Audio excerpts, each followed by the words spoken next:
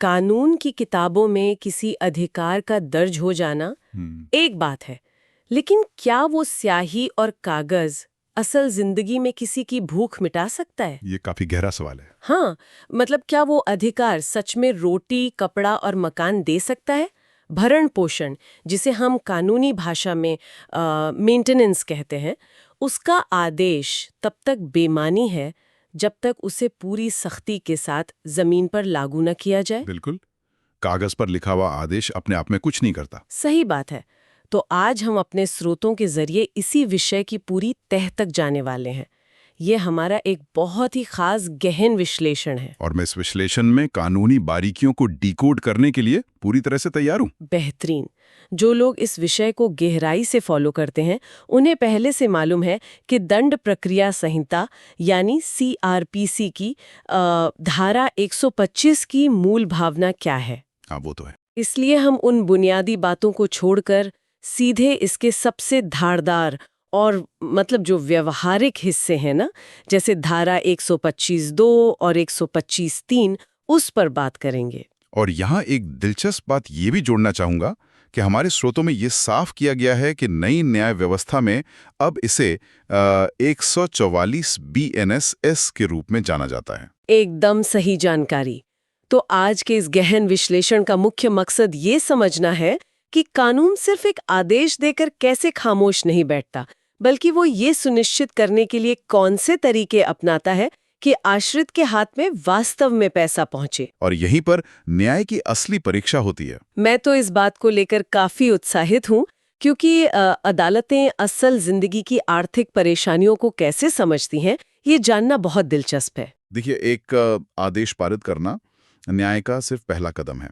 हमारे स्रोतों में, जिनमें प्रयागराज हाईकोर्ट के अधिवक्ता मनीष शुक्ला जी और सहायक अधिवक्ता अमन बाजपेयी जी के विश्लेषण शामिल हैं।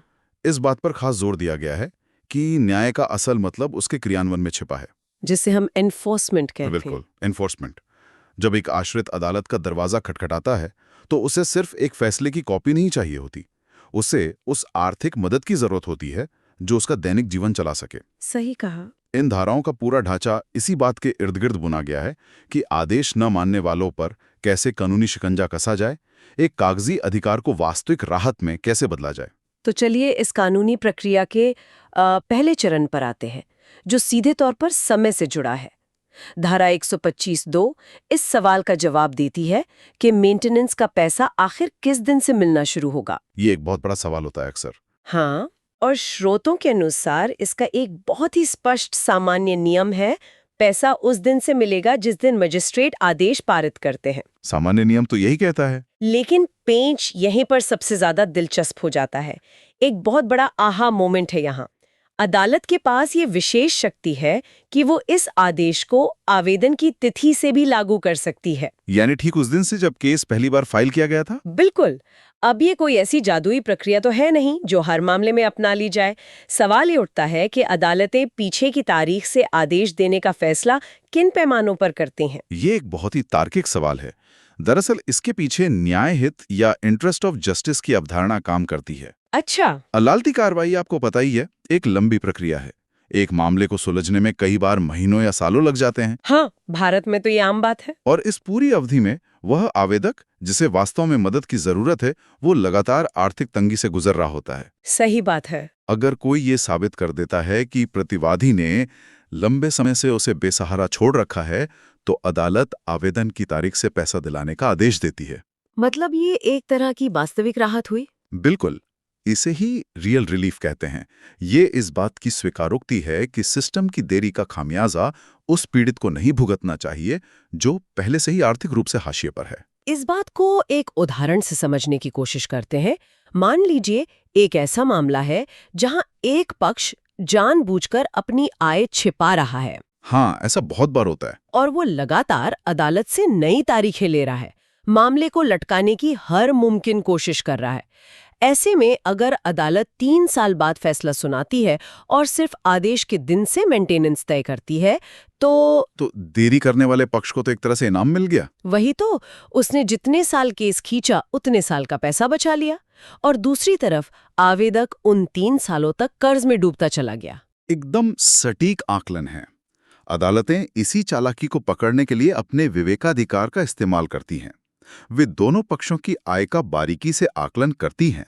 और ये भी देखते होंगे कि देरी किसकी वजह से हुई है। सबसे महत्वपूर्ण बात यही है, अगर प्रतिवादी का रवैया असहयोगपूर्ण रहा है तो अदालत बिना किसी हिचकिचाहट के आवेदन की तिथि से भुगतान का आदेश देती है। और क्या ये नए कानून में भी ऐसा ही है? हाँ, नई न्याय संहिता यानी 144 बीएनएसएस में भी इस भावना को पूरी तरह से बरकरार रखा गया है, ताकि ये सुनिश्चित हो सके कि कानूनी प्रक्रिया की खामियों का दुरुपयोग करके कोई अपने आर्थिक दायित्वों से बच ना सके। व्यावहारिक रूप से देखें तो स्रोत में बताया गया है कि यही कारण है कि अधिवक्ता अपने हर आवेदन में यह स्पष्ट प्रार्थना करते हैं कि भरण पोषण आवेदन की तिथि से ही दिया जाए। वो जानते हैं कि अदालती लड़ाई लंबी खींच सकती है। बिल्कुल। अब उस परिदृश्य पर आते हैं जहां अदालत ने फैसला सुना दिया, ये भी तय हो गया कि पैसा आवेदन की तिथि से मिलेगा, सब कुछ तय हो गया। जी। लेकिन क्या होगा अगर आदेश देने के बावजूद प्रतिवादी पैसा देने से साफ इनकार कर दे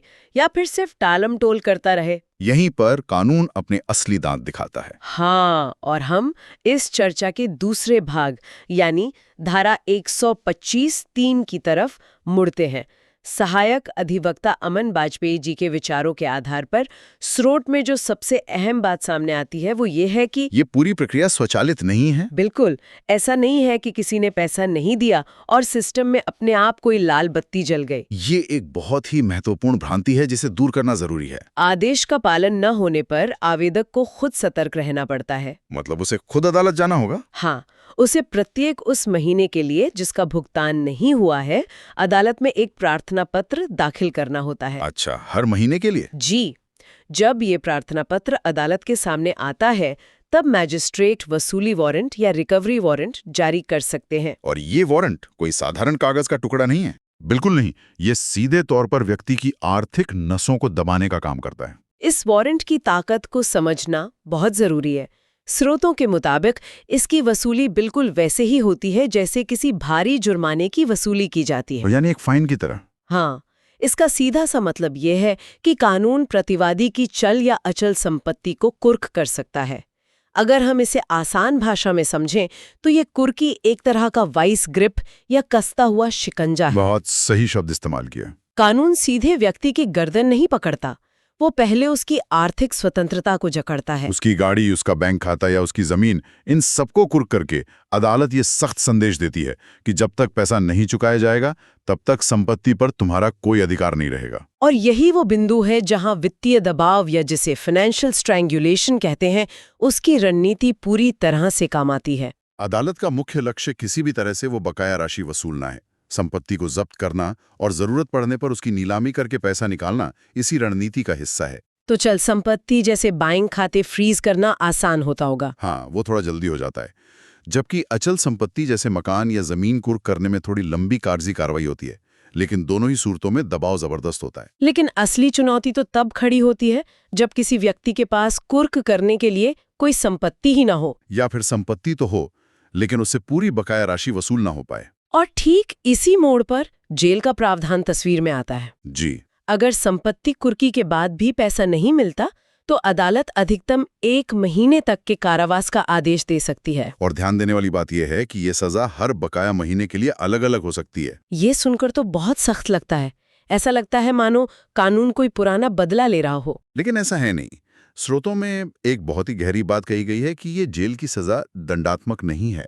हाँ, ये क्रूशियल इंसाइट है, दंडात्मक नहीं है, मतलब प्यूनिटिव नहीं है। यही इस पूरे कानून की सबसे नाजुक और समझने वाली कड़ी है। जब हम कहते हैं कि ये दंडात्मक नहीं है तो इसका मतलब है कि कानून किसी को पेशेवर अपराधी मानकर उसे सजा नहीं दे रहा है। तो फिर जेल क्यों भेजा जा रहा है? ये कारावास सिर्फ और सिर्फ आदेश का पालन सुनिश्चित करने का एक माध्यम है, एक टूल फॉर कंप्लायंस। कानून व्यक्ति के सामने एक सीधा विकल्प रखता है, या तो अपना दायित्व निभाओ या फिर अपनी स्वतंत्रता खो दो। अच्छा, मतलब जैसे ही वो व्यक्ति बकाया राशि का भुगतान कर देता है उसका कारावास उसी पल समाप्त हो जाता है। एकदम सही। इसका मकसद उसे सुधारना या शारीरिक रूप से पीड़ित करना नहीं है, बल्कि उस पर इतना असीमित मानसिक और सामाजिक दबाव बनाना है कि वो कहीं ना कहीं से पैसे की व्यवस्था करे और आश्रित का हक चुकाए।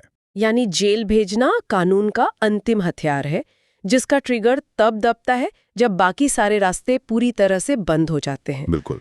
लेकिन इन सब कानूनी दांव पेचों के बीच एक बहुत बड़ा पेंच है जो अक्सर नजरअंदाज हो जाता है, जिसे 1 साल का नियम या द 1 ईयर रूल कहते हैं। ये बहुत ही ज्यादा महत्वपूर्ण चेतावनी है। स्रोतों में इस बात पर खास जोर दिया गया है कि बकाया वसूली के लिए अदालत का दरवाजा खटखटाने की एक बेहद सख्त समय सीमा है। कोई भी ऐसा नहीं कर सकता कि 5 साल तक आराम से बैठा रहे और फिर अचानक अदालत में जाकर कहे कि मुझे पिछले 5 साल का सारा बकाया एक साथ चाहिए। कानून केवल उन लोगों की मदद करता है जो सतर्क रहते हैं। हाँ, जो अपने अधिकारों को लेकर सो नहीं रहे होते। इस नियम के तहत बकाया वसूली का आवेदन उस राशि के देय होने के 1 साल के भीतर ही किया जाना चाहिए। ये नियम व्यवहारिक रूप से बहुत बड़ा असर डालता है। अगर कोई 15 महीने बाद अदालत पहुंचता है तो अदालत केवल पिछले 12 महीनों की वसूली पर ही विचार कर सकती है। और जो शुरुआती 3 महीने हैं वो समय सीमा पार कर जाने के कारण हमेशा के लिए डूब सकते हैं। बिल्कुल, ये नियम यूं ही नहीं बनाया गया है। इसके पीछे का विधायी इरादा ये है कि प्रतिवादी पर अचानक से एक बहुत बड़ा और असंभव सा आर्थिक बोझ ना आ गिरे, जिसे वो चाह कर भी ना चुका पाए। और साथ ही आवेदक भी अपने अधिकारों के प्रति जागरूक रहे और समय समय पर अदालत को सूचित करता रहे। सतर्कता दोनों पक्षों के लिए जरूरी है। ये तो हो गई अदालत के अंदर की बात और कानून की किताबों में लिखी सख्त प्रक्रिया। लेकिन स्रोतों से ये भी पता चलता है कि अदालत के बाहर वकीलों की असल रणनीति कुछ और ही होती है। हाँ, प्रैक्टिस में चीजें थोड़ी अलग होती हैं। कोई भी समझदार वकील सीधे पहले ही दिन जेल भिजवाने की कार्यवाही नहीं करता। वे भली भांति जानते हैं कि अगर व्यक्ति एक बार जेल चला गया तो उसकी नौकरी जा सकती है, उसका व्यापार पूरी तरह से ठप हो सकता है। और फिर पैसा मिलने की जो थोड़ी बहुत गुंजाइश बची थी वो भी हमेशा के लिए खत्म हो जाएगी। बिल्कुल। इसीलिए अधिवक्ता हमेशा एक बहुत ही क्रमबद्ध तरीके से आगे बढ़ते हैं। वे पहले एक कानूनी नोटिस भेजते हैं या मौखिक रूप से एक अंतिम अवसर देते हैं। मतलब पहले बातचीत से सुलझाने की कोशिश। हाँ, ये एक तरह का मनोवैज्ञानिक दबाव बनाने का तरीका है। उसके बाद वसूली आवेदन लगाया जाता है, फिर वारंट की बात आती है और सबसे अंत में कारावास की तलवार लटकाई जाती है। पूरा प्रयास इसी बात पर केंद्रित होता है कि मामले को जेल की दहलीज तक पहुंचने से पहले ही सुलझा लिया जाए और बकाया राशि वसूल ली जाए। वकील इस बात को समझते हैं कि उनका असली काम अपने क्लाइंट को आर्थिक सुरक्षा दिलाना है, न कि सामने वाले को बेवजह जेल के सलाखों के पीछे धकेलना। इस पूरी चर्चा को अगर एक सार के रूप में देखा जाए तो अधिवक्ता मनीष शुक्ला जी के निष्कर्ष बहुत सटीक बैठते हैं। जी। सीआरपीसी की धारा 125(2) या 144 बीएनएसएस का शुरुआती हिस्सा इस आदेश की आत्मा है, जो ये तय करता है कि न्याय के हित में पैसा कब से मिलना चाहिए और किस तारीख से आश्रित का अधिकार शुरू होता है। और वहीं दूसरी तरफ धारा 125(3) इस आदेश का शरीर है, जो कुर्की और कारावास के रूप में इस न्याय को हकीकत की जमीन पर उतारता है। ये दोनों उपधाराएं एक दूसरे की पूरक है। एक के बिना दूसरी पूरी तरह से अधूरी है। अगर सिर्फ आदेश हो और उसे लागू करने का कोई डर या तंत्र ना हो तो वो फैसला सिर्फ एक बेजान कागज का टुकड़ा बनकर रह जाएगा। बिल्कुल। और ये कानूनी विकास और चर्चा यही नहीं रुकती। स्रोतों में इस बात का भी साफ संकेत दिया गया है कि आगे की कानूनी बहसों में धारा 125(4) जैसे प्रावधानों पर भी गहराई से बात होगी, जो ये तय करते हैं कि किन विशेष परिस्थितियों में भरण पोषण से इनकार भी किया जा सकता है। इसके अलावा नए बीएनएसएस कानून में इन पूरी प्रक्रियाओं को और कैसे सुव्यवस्थित और समयबद्ध किया गया है, यह भी आगे के विश्लेषण का एक बहुत ही महत्वपूर्ण हिस्सा रहेगा। कानून कोई ठहरी हुई नदी नहीं है, ये समाज की बदलती जरूरतों के साथ लगातार अपना नया रास्ता बनाता रहता है। बिल्कुल सही बात है। आज के इस विश्लेषण के अंत में सुनने वालों के लिए एक बहुत ही गंभीर और वैचारिक सवाल खड़ा होता है। ये सवाल सीधे तौर पर उस सिद्धांत से जुड़ा है जहां हमने बात की थी कि कारावास दंडात्मक नहीं बल्कि पालन सुनिश्चित करने का माध्यम है। जी। एक ऐसी स्थिति की कल्पना कीजिए जहां एक व्यक्ति भरण पोषण ना दे पाने के कारण जेल चला जाता है। ठीक है। उसके पास कुर्क करने के लिए ना कोई बैंक बैलेंस है, ना कोई गाड़ी है और ना ही कोई जमीन बची है। वो पूरी तरह से दिवालिया हो चुका है। अब वो व्यक्ति सलाखों के पीछे रहकर पैसा कैसे चुकाएगा? ये एक बहुत ही मुश्किल स्थिति है। क्या उसे सिर्फ जेल भेज देने भर से उस आश्रित की आर्थिक जरूरतें तुरंत पूरी हो जाती हैं, जिसके लिए ये पूरी कानूनी लड़ाई लड़ी गई थी? इसका जवाब इतना सीधा नहीं है। क्या न्याय प्रणाली का ये वह बिंदु है जहां कानून की ताकत और इंसान की बेबसी आपस में टकराती हैं? ये एक ऐसा विचारणीय प्रश्न है जिस पर सबको जरूर सोचना चाहिए। बिल्कुल, इसी गहरे सवाल के साथ आज का हमारा ये विश्लेषण यहीं संपन्न होता है। जी, इस पर विचार जरूर कीजिएगा।